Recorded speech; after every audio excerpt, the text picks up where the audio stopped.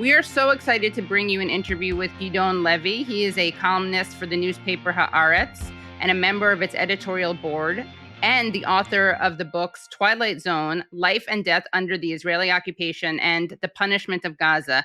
He's very prolific. He writes at Haaretz 3 times a week, so definitely check out his work. Gideon Levy. Thank you so much for joining the show. It's my pleasure. I wanted to ask you about how your ideas and your view of the world of Israel, Palestine changed. Because you once said, I was a full member of the nationalistic religious orgy. We were all under the feeling that the whole project of Israel is an existentialistic danger. We all felt that another Holocaust is around the corner. So what made you change your mind on that? First of all, let me remind you that I was 14 when this orgy took place, namely at 67. And at 14, you are totally brainwashed. You really know only what you were told. And we were told all those myths about being always in existential threat. And we felt really the victory in 67 was like a messianic miracle. And we were so grateful for this, everyone in Israel at those times. And we didn't ask any questions. We didn't see any Palestinians. We just saw a huge victory. But I was 14, so I should be forgiven for this. So what changed your view? It was a gradual process, which namely and basically was starting to travel to the occupied territories, which very few Israelis do. And I started it quite incidentally. It's not that I had a mission or I had a plan. No, not at all. I had a column in Haaretz in which every week I used to go to some different locations. And then I started, a friend told me, let's see some uprooted olive trees in the West Bank of an old lady.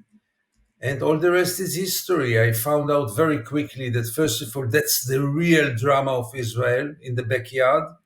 And secondly, that there is hardly anyone to cover it. And then gradually, I decided that this will be my professional mission. And then gradually, my views radicalized. And can you talk about the phenomenon of checkpoints? Because I saw in a documentary that you recalled seeing Israeli officers like not letting an ambulance through a checkpoint. How common is this phenomenon?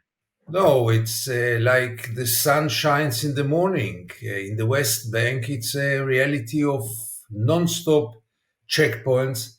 Some of them are permanent, some of them are temporary. You never know where will you stop. You never know how much time will you spend. You never know if you will not be arrested. You never know who will value your time. You know, people have some timetable in their lives, but Palestinians are not considered to be people or human beings. And therefore, you can lose a day at work, a day at the university, a day at the clinic, only because some bored soldier decided to take his time. And by the way, ever since the war started in Gaza, the checkpoints are much more often and much more brutal. There are many roads now in the West Bank which are totally closed for Palestinians. And in many cases, they have to go impossible roads to get to their destinations. You've said in the past that there are three things that let Israelis live in peace, in their minds at least, with the occupation. The belief that they're the chosen people, the belief that they're victims, and the dehumanization of Palestinians. Can you elaborate on those three things and also how they interconnect?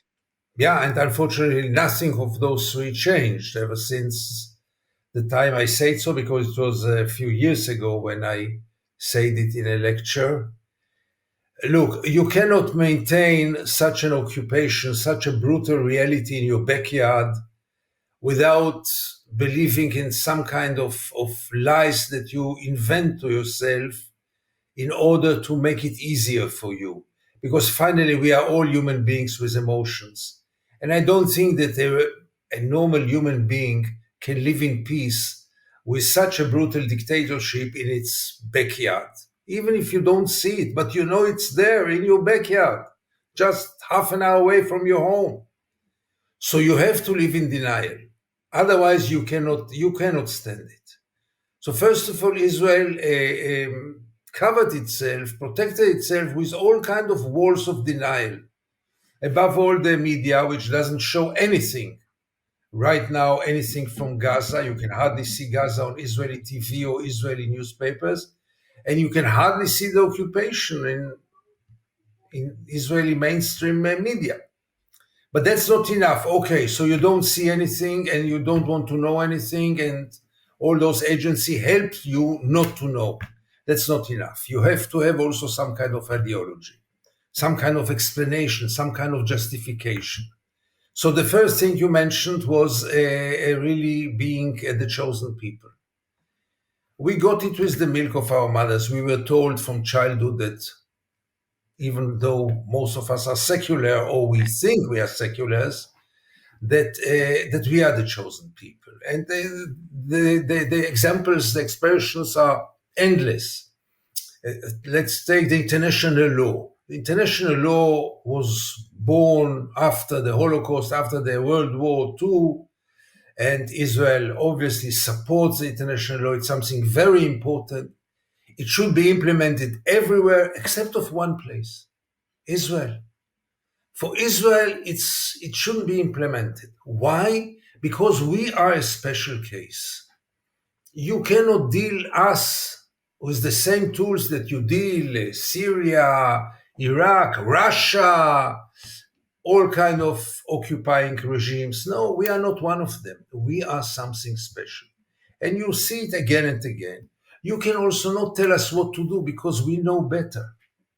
If you met Israelis, you always feel this arrogance. We know better. Why? Because we are better. Because what do you know, folks? I mean, well, Americans, Germans, French, Swedes, who are you to tell? Secondly, is obviously this notion of victimization. As the late Golda Meir phrased it in a wonderful way, after the Holocaust, the Jews have the right to do whatever they want. In other words, we are the ultimate victims of history, but not only the ultimate victims, we are the only victims. Try to tell an Israeli that there were some other Holocausts.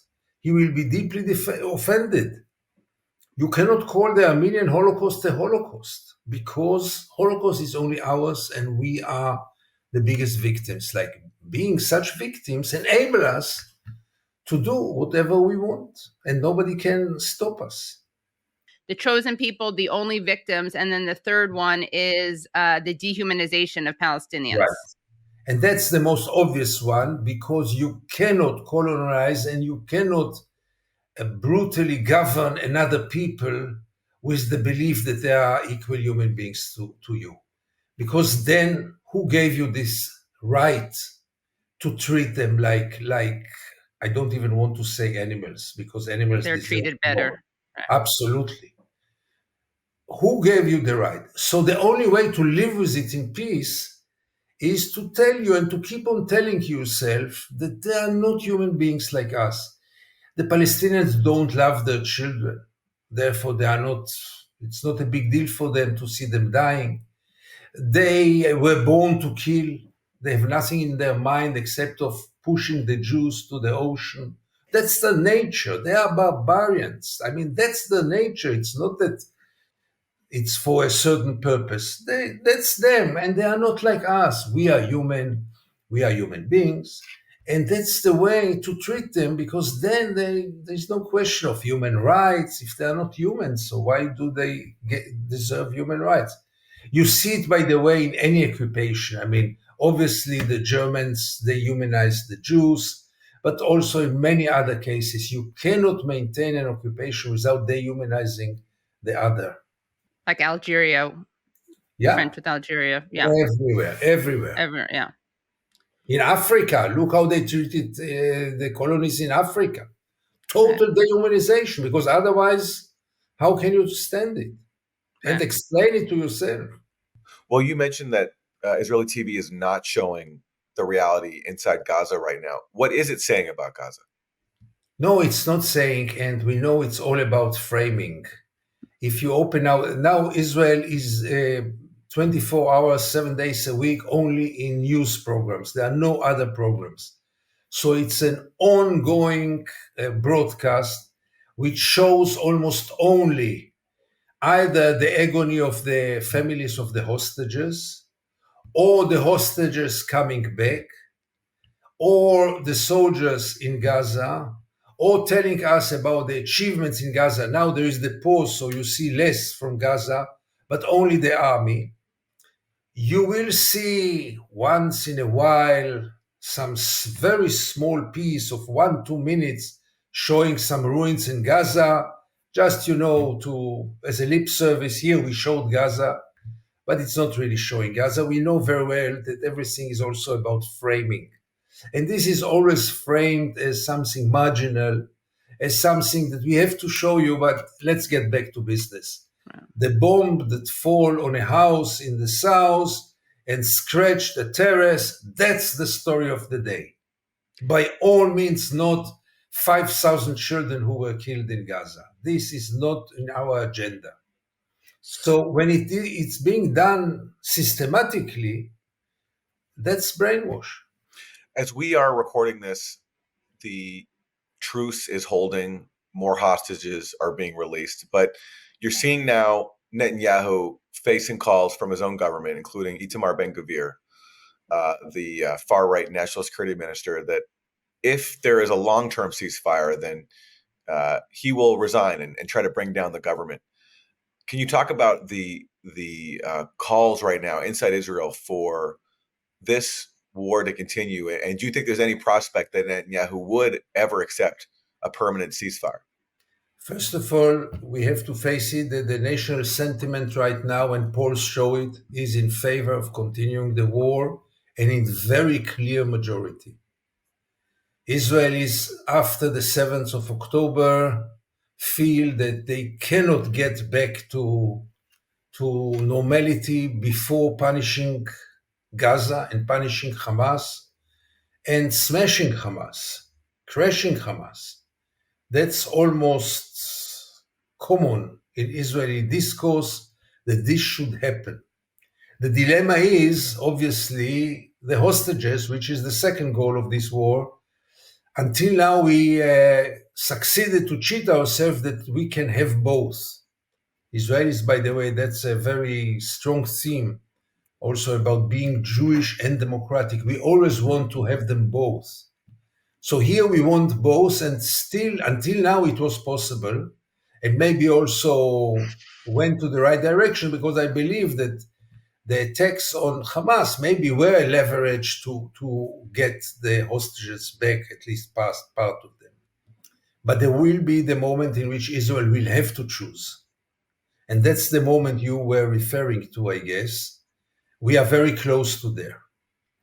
Now here, the emotions are very contradictory, because on one hand, most of the Israelis want the hostages back. That's no doubt. It's very deep-rooted in Israeli society. We want them all back.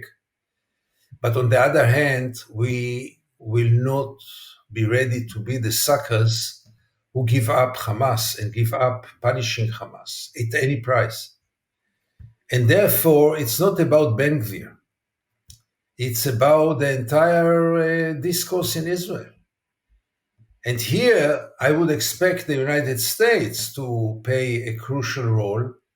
And in a very disappointing way, I can see that President Biden, who until now was really wonderful, really preventing Israel from crimes of war, from more crimes of war, but I don't hear a very clear message from the American president that Israel should stop this war. By all means not.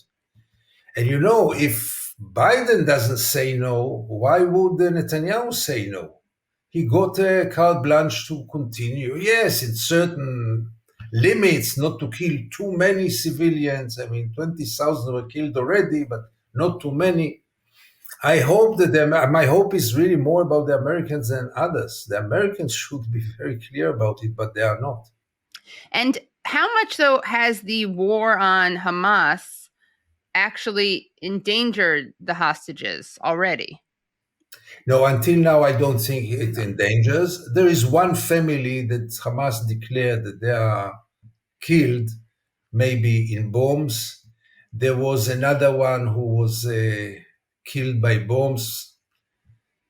But by and large, until now, we didn't reach the critical moment in which you have to choose. And maybe, and here I must agree with the majority, which is very rare, that maybe the military pressure was a leverage to release the hostages until now, because the Hamas leaders wanted some kind of pause and they could get it only by releasing hostages. But from now on, it will be much more complicated. But there was an agreement, or there was talk of an agreement very early on where Hamas wanted its own prisoners released, women and children, brokered by Qatar over a month ago. And Israel rejected that, chose to continue, chose to launch the ground invasion, chose to attack Al-Shifa hospital. Isn't that the only factor here, that Israel just didn't care about its own hostages? It just wanted to continue attacking Gaza?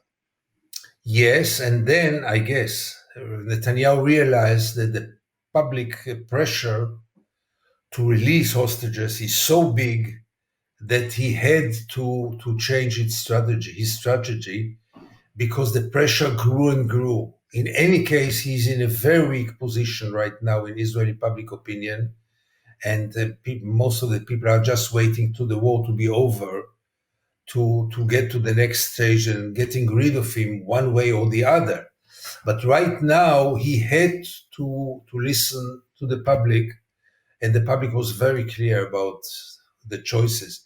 I think that if it would have depended on this government and only on this government, they would rather go and crash Hamas, or what they call crashing Hamas, over releasing the hostages. Right.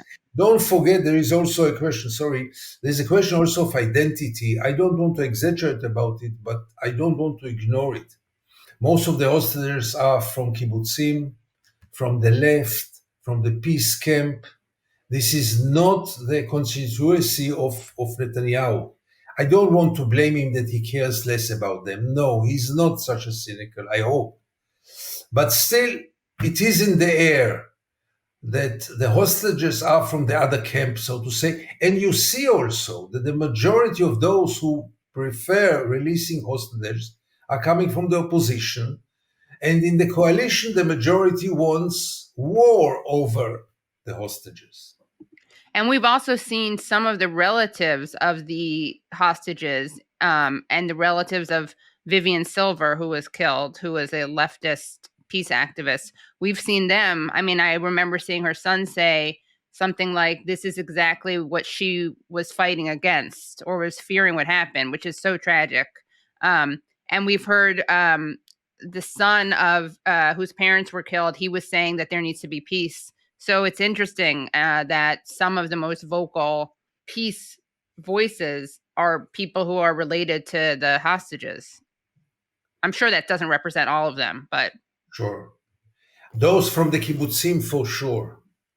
Those from the party and the soldiers obviously are different, have different backgrounds.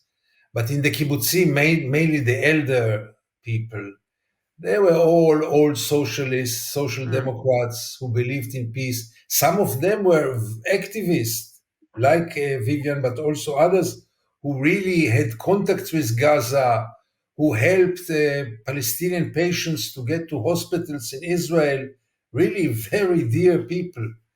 But you know, when it comes to such an attack, you cannot be selective. They all paid. There is another point in this context that many, unfortunately, many from the peace camp changed after the 7th of October, and I see a shift that I have never seen before. There is a shift of Israel going more to the right in any war, and more nationalistic and militaristic and all this. This is in any war and happened also now. But even the small core of the peace camp is shifting. This is very tragic. They feel that the Palestinians betrayed them, almost personally. And that's very worrying and very sad. On what grounds do they feel betrayed by Palestinians? For example, those activists who did everything for Gaza, for people in Gaza, and then the Palestinians came to their homes and kidnapped them and murdered them. They think that this barbaric attack, that even Israel does not deserve such an attack, that even the occupation doesn't deserve such barbarism, and they personally don't deserve it. They saw also quite a wide support among the Palestinians, obviously, in the attack. Look, for them, it's a source of hope. Was this different from? Did this happen with the intifadas as well? That the left became smaller and lost people in the ranks, or is this different? It happened before, absolutely. The only difference this time is, in many aspects, is that the humiliation of Israel was never like this. You know, the Intifada buses exploded, it was very painful, but Israel didn't feel humiliated. You know, with all the reputation of the Israeli intelligence and the barrier that they built for billions of dollars and the technology that nobody can really beat.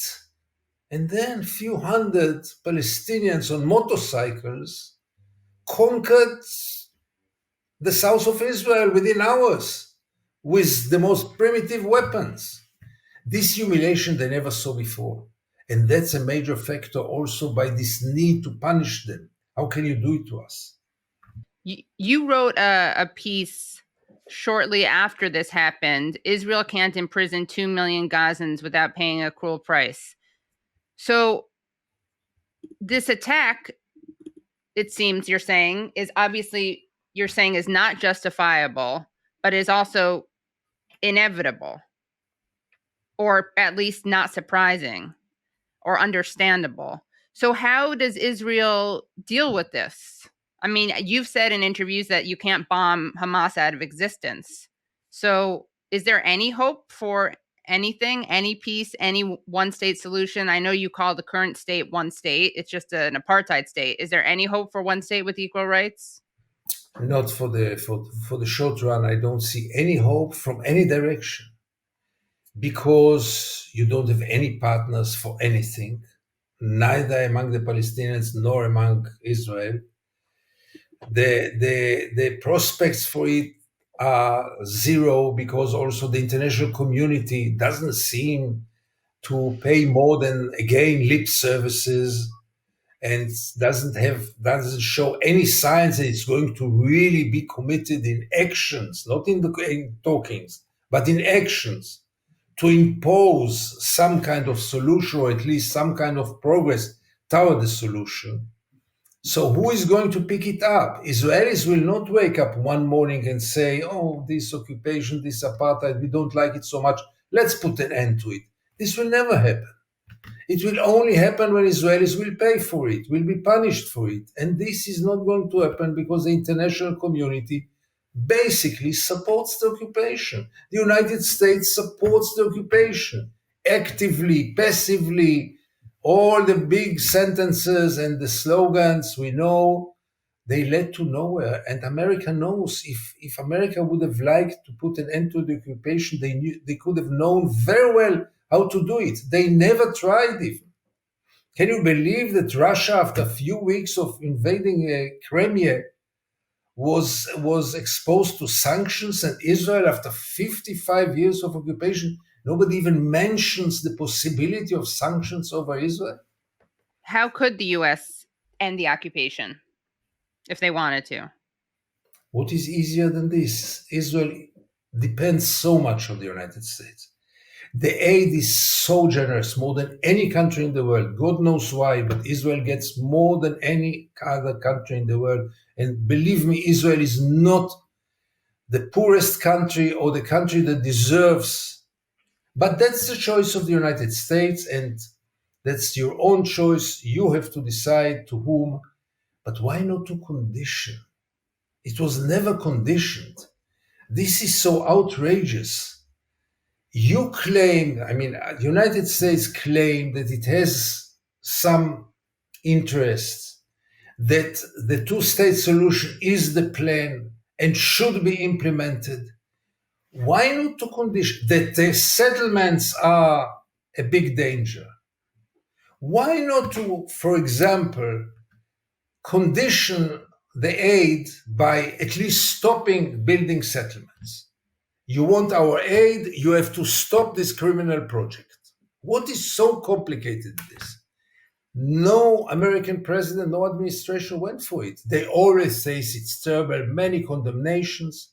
What did you do for it? Nothing. Yeah. Hamas has changed its positions in the last 15 years or so. It deferred to the Palestinian Authority on negotiating with Israel. It changed its charter to say that it would accept a Palestinian state inside the West Bank and Gaza. And tacitly, although not formally, but tacitly, that's a way of saying they're going to recognize Israel's borders outside of the Palestinian state in the West Bank and Gaza. Was there ever any debate inside Israel about trying to engage with that and seeing that as an opening for a long-term peace for a two-state solution? If there was any debate, now it's over. And you can't even mention a possibility of negotiating with Hamas. This is out of the question. I mean, Israeli society sees now Hamas as a Nazi organization, and with the Nazis, you don't negotiate anything.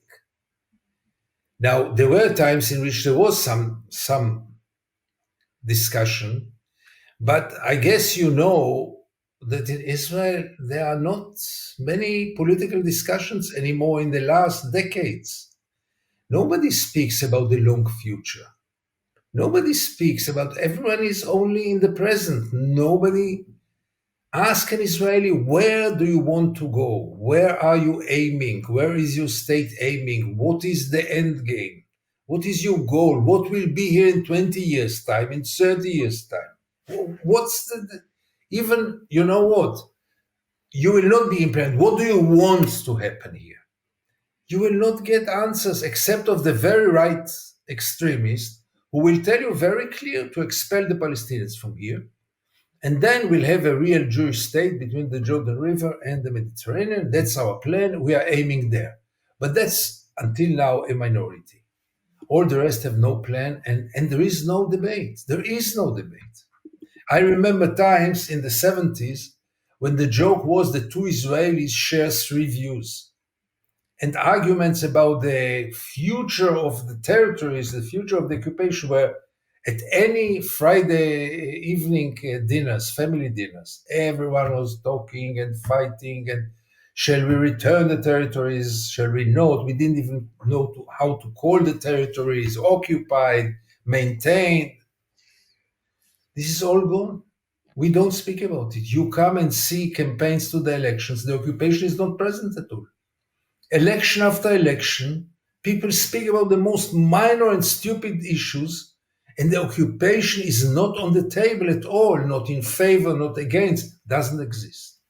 So if you were the president of the United States right now, what would you do to make Israel not just stop settlements, but would there be any way to make them become a one state with equal rights? Is that something that would even be possible?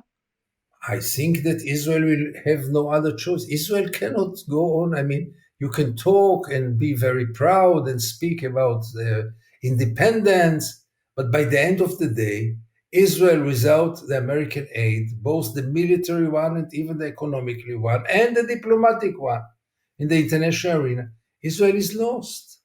And when you are serious and you say, listen, we want to continue to give you all the aid that you got until now, but you have to follow some of our, you have to meet some of our requests. Everything has price in life, except of the American aid. This is priceless. I mean, this is for free.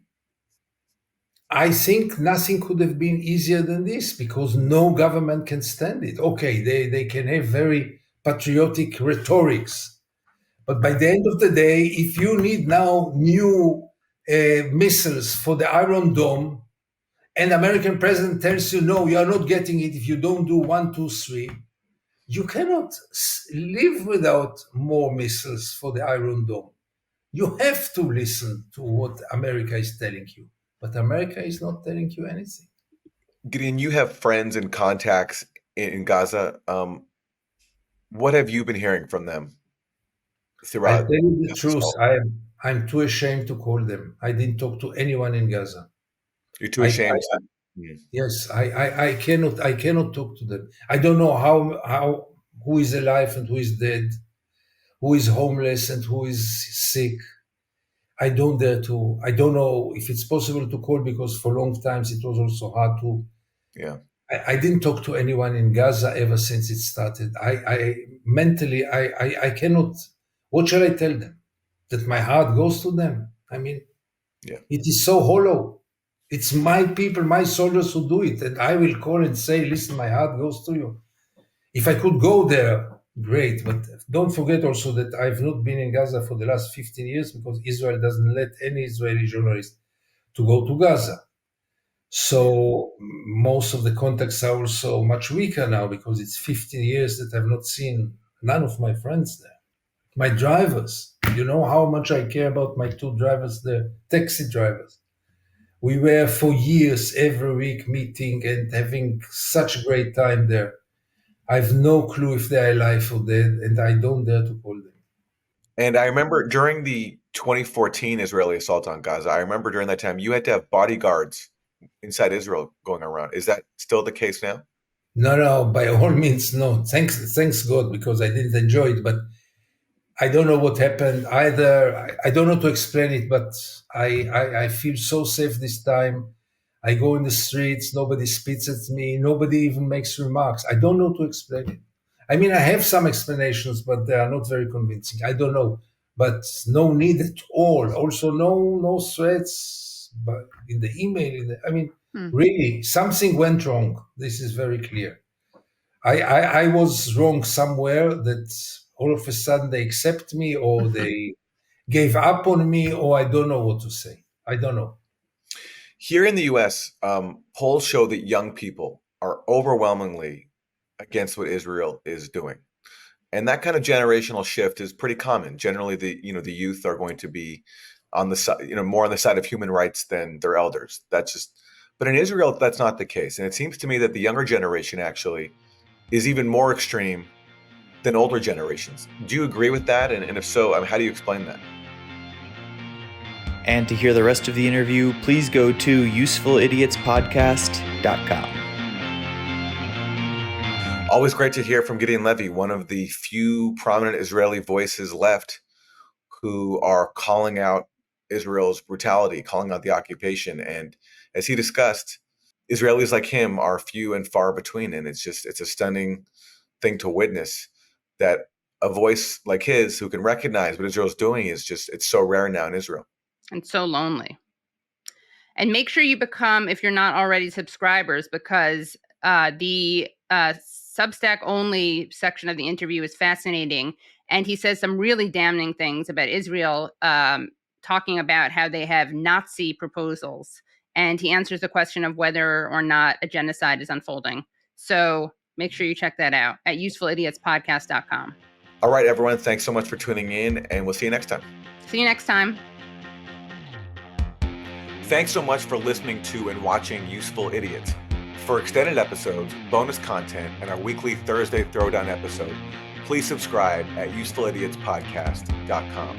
Support the show for free by subscribing on YouTube, Rumble, and wherever you get your podcasts. And if you like the podcast, don't forget to rate and review. You can also follow us on Twitter at UsefulIdiotPod. Thanks for supporting independent media. We'll see you next time.